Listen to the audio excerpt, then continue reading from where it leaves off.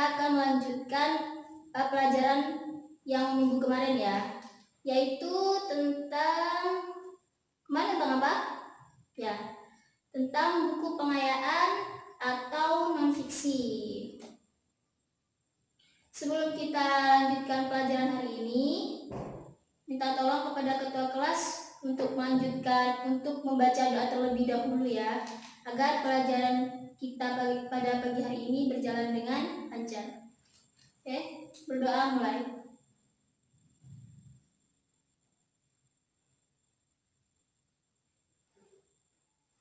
Baik, terima kasih. Maaf ya, suara saya agak serak karena saya sedang flu. Nah, hari ini kita akan belajar tentang resensi buku. Nah, sebelum kita mengetahui lebih jauh lagi apa itu resensi buku, coba kalian buka dulu LKS kalian. Dibuka dulu LKS-nya, di situ ada contoh resensi buku. Nah, di sini saya akan memberitahu kalian hari ini akan menyampaikan apa saja tentang resensi buku. Nah, yang pertama kita akan bahas tentang apa itu pengertian resensi buku, pengertian menurut para ahli, unsur-unsur dari resensi, struktur, jenis-jenis, tujuan, dan juga manfaat dari resensi buku itu sendiri. Nah, oke, sekarang kita lanjut ke pengertiannya ya. Pengertian dari resensi buku. Sambil lalu boleh kalian tulis, boleh kalian catat jika menurut kalian itu penting. Saya tidak akan mewajibkan kalian untuk mencatat ya, tapi nanti mungkin bisa jadi ini akan masuk ke dalam ujian kalian. Nah, di sini pengertian resensi. Resensi itu berasal dari bahasa Belanda yang artinya resenti, Latin recensio, recenser atau juga revider yang memiliki arti mengulas kembali atau melihat kembali. Nah, jadi di sini itu menurut pengertian dari secara etimologinya, pengertian resensi itu adalah melihat kembali atau mengulas kembali. Sedangkan menurut KBBI, resensi itu diartikan sebagai pertimbangan atau pembicaraan dan ulasan tentang buku. Nah, jadi kalau menurut KBBI kita itu mempertimbangkan dan membicarakan secara ulas atau mengulas dari isi buku itu sendiri. Dan selanjutnya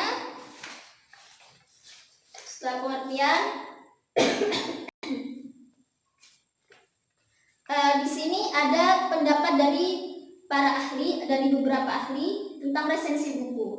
Di sini menurut Suryono, resensi adalah sebuah tulisan berupa esai dan bukan merupakan bagian suatu ulasan yang lebih besar mengenal sebuah buku yang di dalamnya berisi laporan, ada ulasan dan pertimbangan baik buruknya, kuat lemahnya, kebermanfaat tidaknya, benar salahnya, dan lain-lain. Jadi menurut Bapak Suryono di sini, resensi buku itu adalah ulasan yang mempertimbangkan tentang isi buku itu sendiri, tentang baik buruknya buku itu, tentang bermanfaat atau tidak dari buku itu sendiri. Nah, di sini selain baik, tadi kan menurut Bapak Suryono, sekarang kita akan membahas dari pandangan dari Panji Sujiman. Yaitu menurut beliau resensi itu adalah hasil pembahasan serta penilaian yang pendek mengenai suatu karya tulis.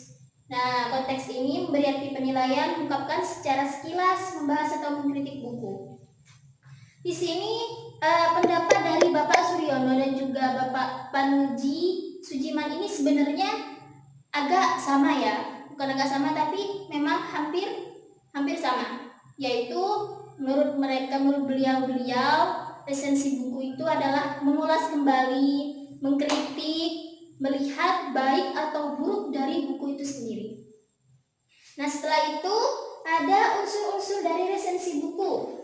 Nah, di sini resensi buku itu ada judul, ada identitas buku, ada isi resensi buku, dan juga penutup dari buku itu sendiri. Yang pertama judul.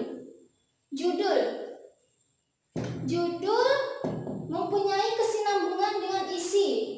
Jadi, di sini judulnya itu harus mempunyai kesinambungan antara isi, antara judul dan juga buku itu sendiri. Karena jika judul bukunya saja itu sudah tidak berkesinambungan dengan isinya, maka tidak akan menarik minat para pembacanya. Contohnya begini, kalian menulis buku tentang bahasa Indonesia, tapi di dalamnya isinya itu tentang matematika. Apakah itu berkesinambungan? Tidak ya. Jadi, jika ingin membuat buku harus berkesinambungan antara judul dan juga dengan isinya. Nah, terus yang selanjutnya itu ada identitas buku. Identitas buku itu ada pengarang, ada penerbit, tahun penerbit, dan juga cetakannya. Di buku itu mesti ada ya, di novel, di buku puisi, ataupun di buku pelajaran. Nah, di sini, di bagian sininya, pasti ada. Di sini ada tahun penerbitnya, terus cetakan keberapa, dan juga pengarangnya. Kalian bisa cek sendiri nanti ya. Terus yang selanjutnya itu isi dari resensi buku.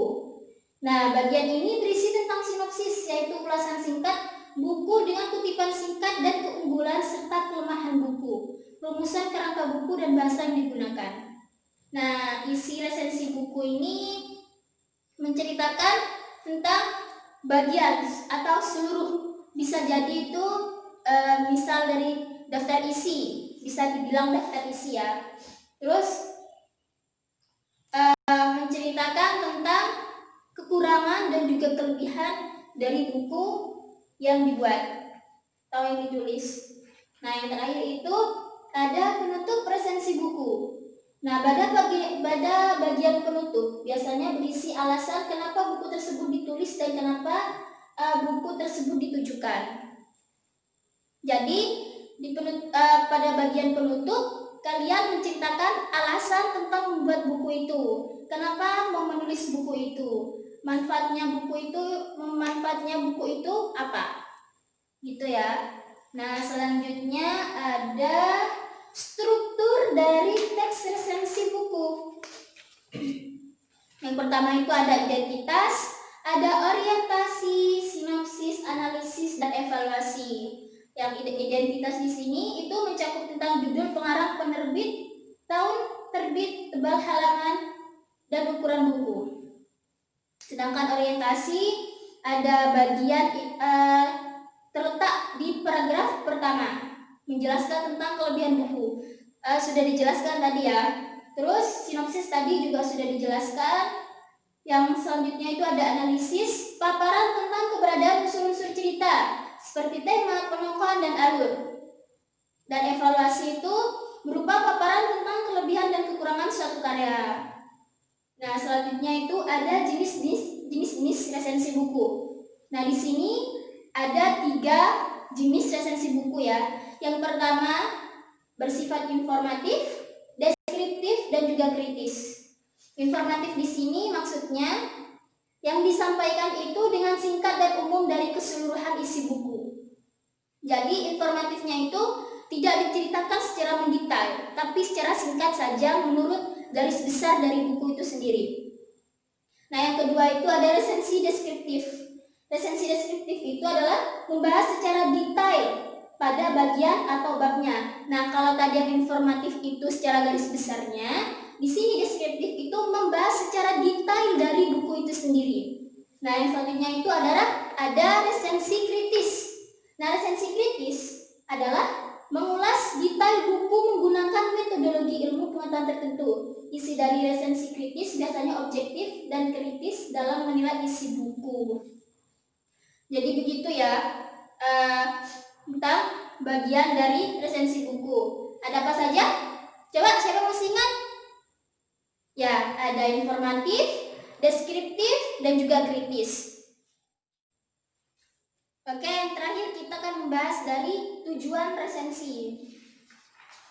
Tujuan dari resensi itu yang pertama, membantu pembaca mengetahui gambaran dan penilaian umum dari sebuah hasil karya secara ringkas, mengetahui kelebihan dan kelemahan karya yang diresensi, mengenal latar belakang dan ulasan dan alasan sebuah karya dibuat, serta menguji kualitas karya dan membandingkannya terhadap karya lainnya.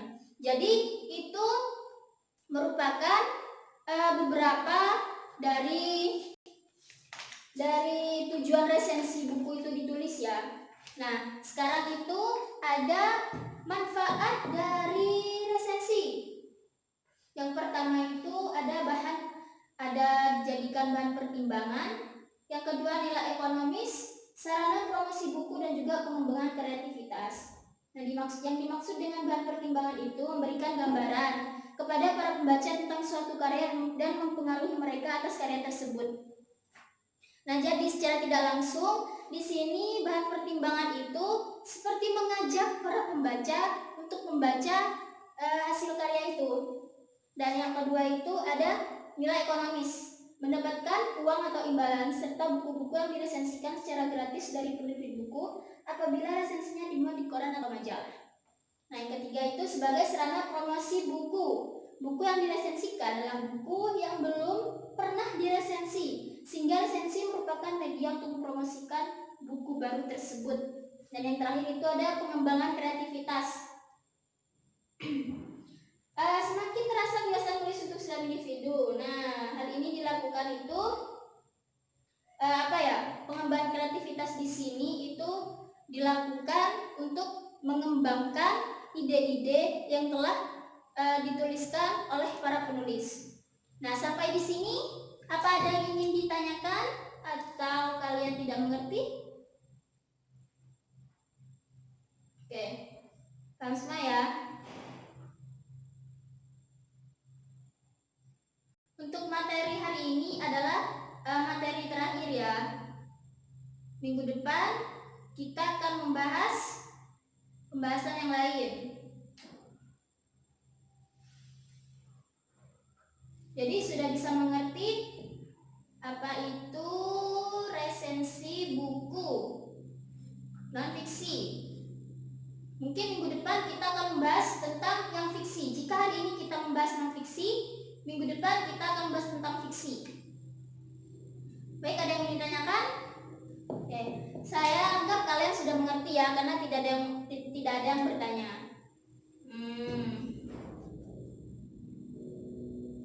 Oke, semoga apa yang kalian dapat hari ini bermanfaat. Kurang lebihnya saya mohon maaf.